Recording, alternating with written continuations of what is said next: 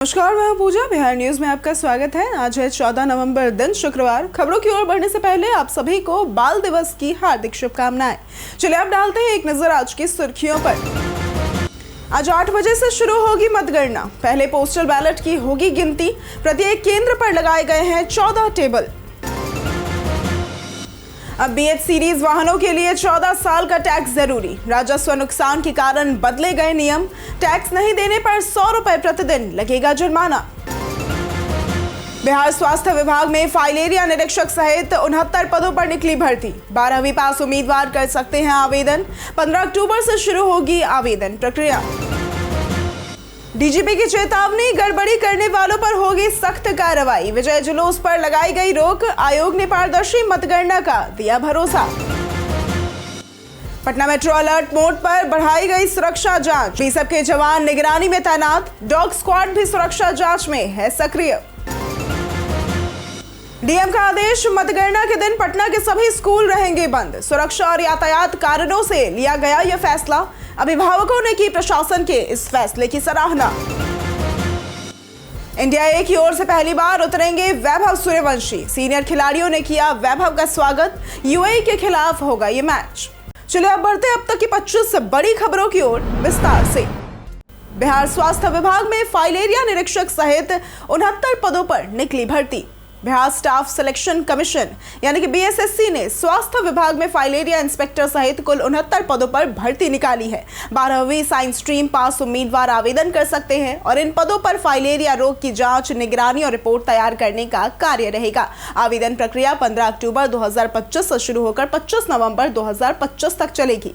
आवेदन BSSC की website online bssc.com पर ऑनलाइन किए जा सकते हैं। चयनित उम्मीदवारों को पे लेवल 4 के तहत 25,500 से 35,955 वेतन और अन्य सरकारी भत्ते मिलेंगे। आज 8 बजे से शुरू होगी मतगणना। बिहार विधानसभा चुनाव की मतगणना शुक्रवार यानी कि आज 14 नवंबर को सुबह 8 बजे से राज्य के 38 जिलों के 46 केंद्रों पर शुरू होगी। पहले पोस्टल बैलेट की गिनती होगी, फिर ईवीएम गिनती समानांतर चलेगी। प्रत्येक केंद्र पर 14 टेबल लगाए गए हैं और सुबह 6 बजे रैंडमाइजेशन से अधिकारियों की ड्यूटी तय होगी। मतगणना के दौरान ईवीएम और फॉर्म 17C में बेमेल मिलने पर वीवीपैट की गिनती होगी। मतगणना केंद्रों में मोबाइल, कैमरा और इलेक्ट्रॉनिक उपकरण प्रतिबंधित रहेंगे। 243 प्रेक्षक निगरानी करेंगे और त्रिस्तरीय सुरक्षा व्यवस्था लागू होगी। यह गिनती तय करेगी बिहार की सियासी दिशा। अब BH सीरीज वाहनों के लिए 14 साल का टैक्स होगा जरूरी। केंद्रीय परिवहन मंत्रालय ने BH सीरीज नंबर प्लेट के नियमों में सख्ती की है। अब वाहन मालिकों को 2 साल की जगह एक बार में 14 साल का रोड टैक्स जमा करना होगा। पहले ये योजना बार बार तबादला होने वाले सरकारी या फिर निजी कर्मचारियों के लिए राहत के रूप में शुरू की गई थी, लेकिन राजस्व नुकसान के कारण नियम बदले गए हैं। मुजफ्फरपुर में पुराने BH वाहन मालिकों को शेष टैक्स भरने का नोटिस जारी हुआ, अन्यथा 100 रुपए प्रतिदिन का जुर्माना लगेगा। ये नंबर केवल ट्रांसफर योग्य कर्मचारियों और 4 राज्यों में कार्यालय रखने वाली कंपनियों के कर्मियों को ही मिलेगा। बिहार जीविका 2025 परीक्षा के एडमिट कार्ड हुए जारी। बिहार ग्रामीण आजीविका संवर्धन सोसाइटी यानी कि BRLPS ने बिहार जीविका 2025 परीक्षा के एडमिट कार्ड 13 नवंबर को जारी किए हैं। उम्मीदवार BRLPS.in पर जाकर एप्लीकेशन नंबर और पासवर्ड से लॉगिन कर एडमिट कार्ड डाउनलोड कर सकते हैं और इस भर्ती के तहत कुल 2,747 पदों पर नियुक्ति होगी, जिनमें ब्लॉक प्रोजेक्ट मैनेजर, आजीविका विशेषज्ञ, area coordinator, accountant, office assistant, community coordinator और ब्लॉक IT कार्यकारी शामिल है। एडमिट कार्ड डाउनलोड करने के बाद उम्मीदवारों को अपने नाम, रोल नंबर, परीक्षा केंद्र और तारीख जैसी जानकारियों की जांच कर लेनी चाहिए और निर्देशों को ध्यान से पढ़ना चाहिए। वीवीपैट मशीनों को लेकर चुनाव आयोग ने जारी किए नए निर्देश। बिहार विधानसभा चुनाव की मतगणना को लेकर चुनाव आयोग ने निर्देश जारी किया है कि जिन मतदान केंद्रों पर वीवीपैट मशीनें बदली गई थी, वहां सबसे पहले वीवीपैट पर्चियों का ईवीएम डेटा से मिलान किया जाएगा। केवल मेल मिलने पर ही आगे की गिनती होगी। फंसी हुई पर्चियों को गिनती में शामिल नहीं किया जाएगा। पारदर्शिता और निष्पक्षता सुनिश्चित करने के लिए काउंटिंग एजेंट्स और नोडल अधिकारी मौजूद रहेंगे। पूरी प्रक्रिया CCTV निगरानी में होगी। आयोग ने मतगणना कर्मियों को विशेष प्रशिक्षण दिया है और जल्दबाजी से बचने के निर्देश दिए हैं ताकि हर वोट की सही गिनती हो सके। पटना के AN कॉलेज में मतगणना के दौरान चाक चौबंद रहेगी सुरक्षा। पटना के एन कॉलेज में 14 विधानसभा क्षेत्रों की मतगणना आज सुबह 8 बजे से शुरू होगी। पहले बैलेट पेपर, फिर 8:30 बजे से ईवीएम की गिनती होगी और 9 बजे से रुझान आने लगेंगे। प्रत्येक विधानसभा के लिए 14 टेबल होंगी। दोपहर 12 बजे के बाद नतीजे आने शुरू होंगे और जीत प्रमाण पत्र वही पटना डीएम देंगे। विजय जुलूस पर 16 नवंबर तक पाबंदी रहेगी। मतगणना केंद्र में मोबाइल प्रतिबंधित है, सीसीटीवी निगरानी रहेगी और बिना पास प्रवेश नहीं मिलेगा। सुरक्षा के कड़े इंतजाम किए गए हैं। प्रशासन ने शांति बनाए रखने की अपील की है। इंडिया ए की ओर से पहली बार उतरेंगे वैभव सूर्यवंशी। वैभव सूर्यवंशी 14 नवंबर से कतर के दोहा में होने वाले राइजिंग स्टार्स एशिया कप में इंडिया ए की ओर से खेलेंगे। ये उनका इंडिया ए टीम के लिए पहला टूर्नामेंट होगा। टीम कतर पहुंच चुकी है और तैयारियों में जुटी है। वैभव जो बाएं हाथ के ओपनर है, हाल ही में शानदार फॉर्म में रहे हैं और अंडर 19 टीम से इंग्लैंड व ऑस्ट्रेलिया में बेहतरीन प्रदर्शन भी कर चुके हैं। एयरपोर्ट पर सीनियर खिलाड़ियों ने उनका स्वागत मजेदार अंदाज में किया। इंडिया ए टीम अपना पहला मैच शुक्रवार यानी कि आज यूएई के खिलाफ खेलेगी। बिहार में विधायकों के फ्लैट पर नई व्यवस्था होगी लागू। बिहार विधानसभा सचिवालय ने विधायकों के फ्लैट आवंटन की नई व्यवस्था लागू की है, जिसके तहत अब आवास पार्टी नहीं बल्कि विधायक के निर्वाचन क्षेत्र से जुड़ा होगा। हर फ्लैट पर संबंधित क्षेत्र का नाम और क्रमांक अंकित रहेगा, जिससे पारदर्शिता और स्थिरता बनी रहेगी। नई प्रणाली से चुनाव के बाद नए विधायक को उसी क्षेत्र का आवास स्वतः इससे फ्लैट आवंटन में मनमानी, विवाद और असंतोष खत्म होने की उम्मीद है। विधानसभा सचिवालय ने अगले सत्र से पहले सभी फ्लैटों की नंबरिंग व नाम पट्टियां लगाने के निर्देश दिए हैं। ये मॉडल अन्य राज्यों के लिए उदाहरण बन सकता है। डीएम का आदेश, मतगणना के दिन पटना के सभी स्कूल रहेंगे बंद। बिहार विधानसभा चुनाव 2025 की मतगणना 14 नवंबर यानी कि आज होगी और इसी दिन पटना जिला प्रशासन ने सुरक्षा और यातायात कारणों से सभी सरकारी, निजी और सीबीएसई स्कूलों में छुट्टी की घोषणा की है। डीएम शिरीष सिंह और एसएसपी राजीव मिश्रा ने मतगणना केंद्रों की सुरक्षा व्यवस्था की समीक्षा की और 13 नवंबर से धारा 144 लागू करने का आदेश भी दे दिया। बीएन कॉलेज, साइंस कॉलेज और पाटलिपुत्र स्पोर्ट्स कॉम्प्लेक्स जैसे संस्थान मतगणना केंद्र बनाए गए हैं। अभिभावकों ने प्रशासन के इस निर्णय को सराहा है। मतगणना सुबह 8 बजे से शुरू होगी और नतीजे शाम तक आने की संभावना है।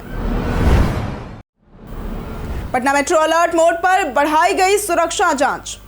दिल्ली बम विस्फोट के बाद पटना मेट्रो को अलर्ट पर रखा गया है। सभी यात्रियों की एंटी सबोटाज जांच की जा रही है और बीएसएफ के जवान निगरानी में है। डॉग स्क्वाड सुरक्षा जांच में सक्रिय है। फिलहाल भूतनाथ, 0 माइल और पाटलिपुत्र बस टर्मिनल 3 स्टेशनों पर मेट्रो का संचालन हो रहा है, जहां प्रतिदिन 3000 से 3500 यात्री सफर करते हैं। अगले महीने कंकड़बाग तक परिचालन बढ़ाया जाएगा। खेमनीचक इंटरचेंज स्टेशन का कार्य लगभग पूरा है। मोइनुल हक से गांधी मैदान तक टनल निर्माण तेजी से चल रहा है। पूरी परियोजना 32.50 किलोमीटर लंबी होगी, जिससे पटना में मेट्रो का दायरा और बढ़ेगा। डीजीपी की चेतावनी, गड़बड़ी करने वालों पर होगी सख्त कार्रवाई।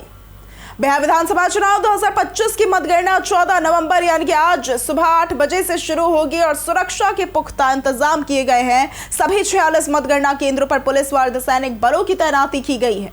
डीजीपी विनय कुमार ने चेतावनी दी कि कानून व्यवस्था से समझौता नहीं होगा और गड़बड़ी करने वालों पर सख्त कार्रवाई होगी। सीसीटीवी निगरानी, मल्टीलेयर सुरक्षा, बम निरोधक दस्ता व डॉग स्क्वाड की व्यवस्था की गई है। विजय जुलूस पर भी रोक लगाई गई है। आयोग ने पारदर्शी मतगणना का भरोसा दिया है और प्रशासन का लक्ष्य शांतिपूर्ण माहौल में निष्पक्ष परिणाम सुनिश्चित करना है। बिहार में अब नवजात शिशुओं का भी बनेगा आधार। बिहार में अब न्यूबॉर्न बच्चों का आधार कार्ड जन्म के 1 महीने के अंदर बनाया जाएगा।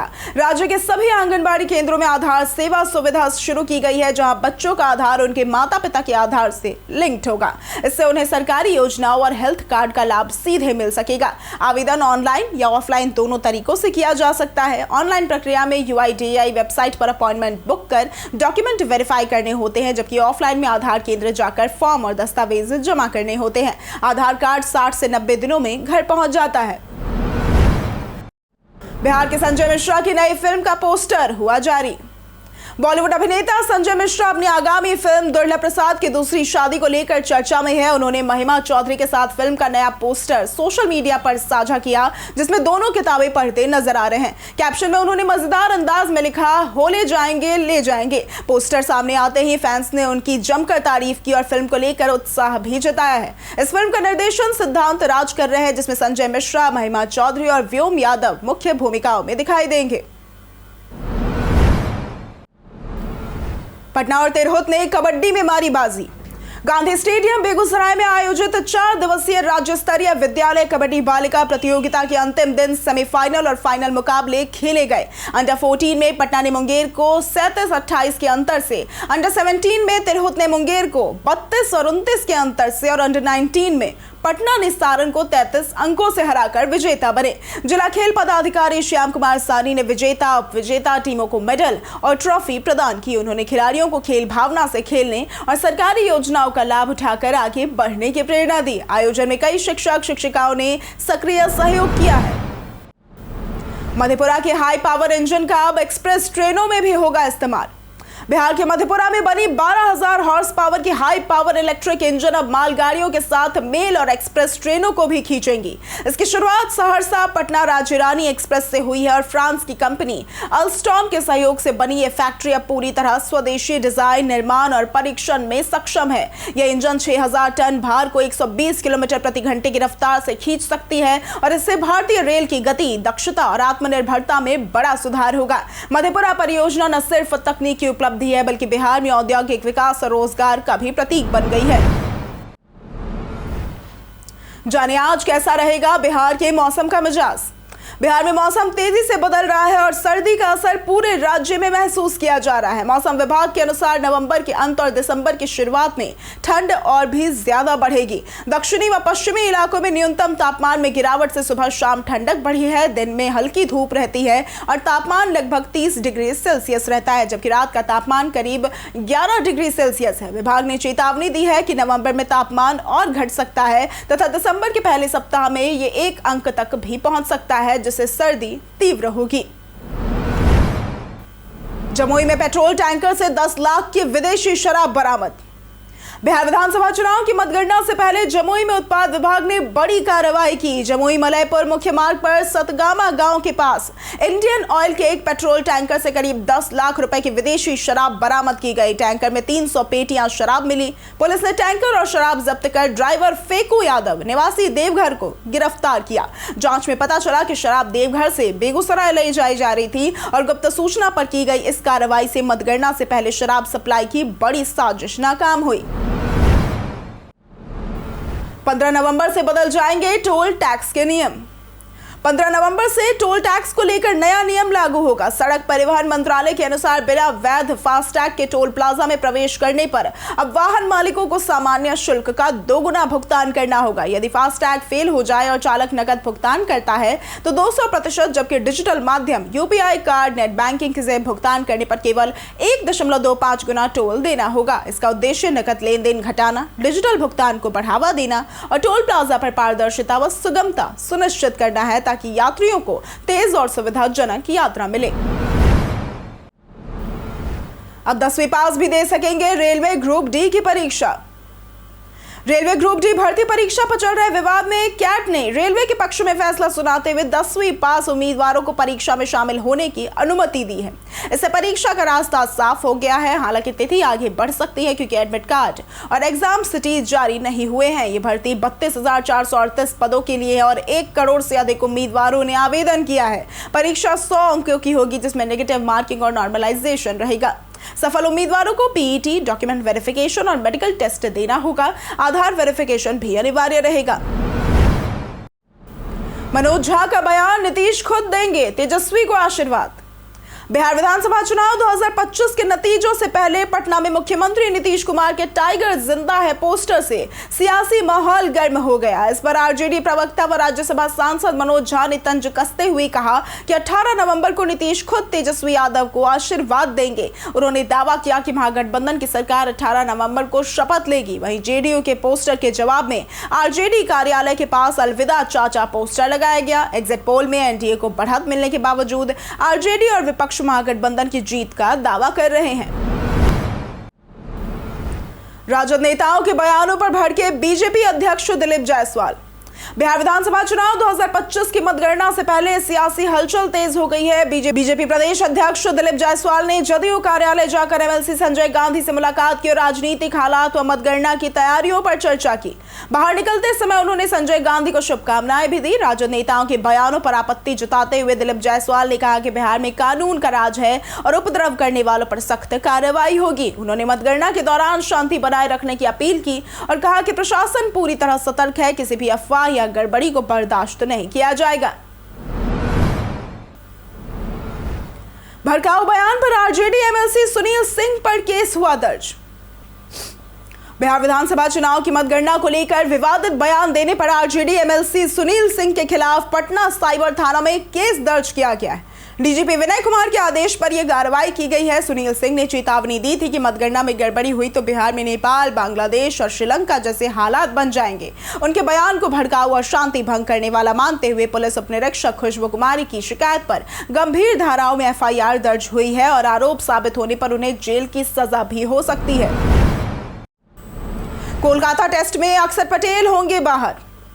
भारत बनाम साउथ अफ्रीका टेस्ट सीरीज का पहला मैच 14 नवंबर से कोलकाता के ईडन गार्डन्स में शुरू होगा और अक्षर पटेल और नीतीश कुमार रेड्डी बाहर रहेंगे, जबकि ध्रुव जुरेल का खेलना तय माना जा रहा है। नीतीश को साउथ अफ्रीका ए के खिलाफ भारत ए टीम में भेजा गया है। ऋषभ पंत चोट से उबरकर वापसी कर रहे हैं और उनके विकेट कीपिंग करने की संभावना है। टीम इंडिया 3 तेज गेंदबाज और 2 स्पिनर्स के कॉम्बिनेशन में उतर सकती है। संभावित प्लेइंग 11 में जायसवाल, राहुल, शुभमन गिल कप्तान, पंत, जुरेल, जडेजा, सुंदर, कुलदीप, बुमराह और सिराज शामिल है। मैच स्टार स्पोर्ट्स और जियो हॉटस्टार पर लाइव होगा। कई कारणों से दर्ज है भारत के इतिहास में आज की तारीख। 14 नवंबर 1993 को विकास ठाकुर का जन्म हुआ था। ये पंजाब से आने वाले भारतीय भारोत्तोलक यानी कि वेट लिफ्टर है। 1992 में अमिया कुमार मलिक का जन्म हुआ था। ये भारतीय धावक है। 1946 में पुखराज बफाना का जन्म हुआ था। ये भारतीय डॉक्टर है जो बाल रोग विशेषज्ञ और किशोर स्वास्थ्य सलाहकार है। 1889 में जवाहरलाल नेहरू का जन्म हुआ था। ये भारत के प्रथम प्रधानमंत्री थे। 2021 में सत्यव्रत शास्त्री का निधन हुआ था। ये संस्कृत भाषा के विद्वान एवं महत्वपूर्ण मनीषी रचनाकार है। 2010 में लक्ष्मीचंद जैन का निधन हुआ था। ये भारत के प्रसिद्ध अर्थशास्त्री थे और आज ही के दिन हर वर्ष बाल दिवस के रूप में मनाया जाता है। ईपीएफओ ने पीएफ निकासी के नियमों में किया बदलाव। कर्मचारी भविष्य निधि संगठन यानी कि ईपीएफओ ने पीएफ निकासी प्रक्रिया को सरल बनाते हुए 13 कारणों की जगह 3 मुख्य श्रेणियां जैसे कि शिक्षा, गृह निर्माण और विशेष परिस्थितियां निर्धारित की हैं। अब सदस्य इन श्रेणियों में अपनी कुल पीएफ राशि का 100% तक निकाल सकते हैं। शिक्षा से जुड़ी निकासी 10 बार और विवाह के लिए 5 बार तक संभव होगी। न्यूनतम सेवा अवधि 12 महीने रहेगी और विशेष परिस्थितियों में कारण बताना अनिवार्य नहीं होगा। सदस्यों को 25% राशि खाते में रखना जरूरी होगा। पूर्ण निकासी का अंतराल 12 महीने और पेंशन फंड निकासी का अंतराल 36 महीने कर दिया गया है। हम प्रतिदिन आपसे 5 ऐसे जरूरी सवाल और इसके जवाब बताएंगे जो कि बीपीएससी, बिहार पुलिस, दारोगा समेत एसएससी जैसे अन्य प्रतियोगी परीक्षाओं में काम आएंगे। सवाल इतिहास, बिहार स्पेशल, विज्ञान, करंट अफेयर्स और भूगोल से रहेंगे। पूछे गए 5 सवालों में आपने कितना सही उत्तर दिया ये हमें कॉमेंट करके जरूर बताएं। हमारा पहला सवाल है, बिहार का कौन सा क्षेत्र प्राचीन विदेह साम्राज्य का केंद्र था? ए मगध, बी तिरहुत, सी भोजपुर या फिर डी मिथिला? इसका सही जवाब है डी मिथिला। हमारा दूसरा सवाल है, 2011 की जनगणना के अनुसार बिहार की जनसंख्या का लगभग कितना भाग 25 वर्ष से कम आयु का है? ए 25%, बी 40%, सी 60% या फिर डी 35%? इसका सही जवाब है सी 60%। हमारा तीसरा सवाल है, सूर्यवंश की राजधानी कौन सी थी? ए पटना, बी वैशाली, सी दिल्ली या फिर डी सासाराम? इसका सही जवाब है ए पटना। हमारा चौथा सवाल है, पायराइट का प्रमुख उत्पादक राज्य कौन सा है? ए राजस्थान, बी कर्नाटक, सी केरल या फिर डी बिहार? इसका सही जवाब है डी बिहार। हमारा पांचवा सवाल है, आधुनिक हिंदी रंगमंच आंदोलन किस वर्ष बिहार पहुंचा? ए 1970, बी 1960, सी 1950 या फिर डी 1986? इसका सही जवाब है बी 1960। बीते दिन हमारे द्वारा पूछे गए सवाल का जवाब आप लोगों में से बहुत लोगों ने हमारे कमेंट सेक्शन में लिख कर दिया है। जिन्होंने हमारे द्वारा पूछे गए सवाल का जवाब दिया है उनके नाम है अक्षय कुमार, अशोक दास, कुणाल कुमार, गीता देवी, दयानंद सिंह, देवेंद्र कुमार, पुरुषोत्तम कुमार, अभय चौहान, दामोदर कुमार वर्मा, मुरली पासवान, रविंद्र कुमार, पुनीत सुमन, सिमरन शर्मा, पवन सिंह, ब्रजमोहन रॉय, सूरज रॉय, राजीव कुमार, दिलीप कुमार, सागर कुमार, संतोष कुमार, राजेंद्र पासवान, बीना कुमारी, अनवर करीम खान, सुरेश कुमार, स्वर्णेश कुमार, रेशमी कुमारी, राकेश मिश्रा, आदित्य प्रधान, मनोज पासवान, सनोज कुमार, बबलू कुमार, विजय घायल और परवेज अंसारी। इसी के साथ बढ़ते हैं आज के सवाल की ओर। आज का सवाल है, आपको क्या लगता है आज के चुनावी नतीजों में किस पार्टी को कितनी सीटें मिल सकती हैं? आप अपना जवाब हमें हमारे कमेंट सेक्शन में लिखकर जरूर बताएं। आज के लिए सिर्फ इतना ही। बिहार की तमाम खबरों के साथ बने रहने के लिए देखते रहें बिहारी न्यूज़। और साथ ही अगर आप YouTube चैनल पर देख रहे हैं तो चैनल को सब्सक्राइब करें, और अगर आप Facebook पेज पर देख रहे हैं तो लाइक और फॉलो जरूर करें।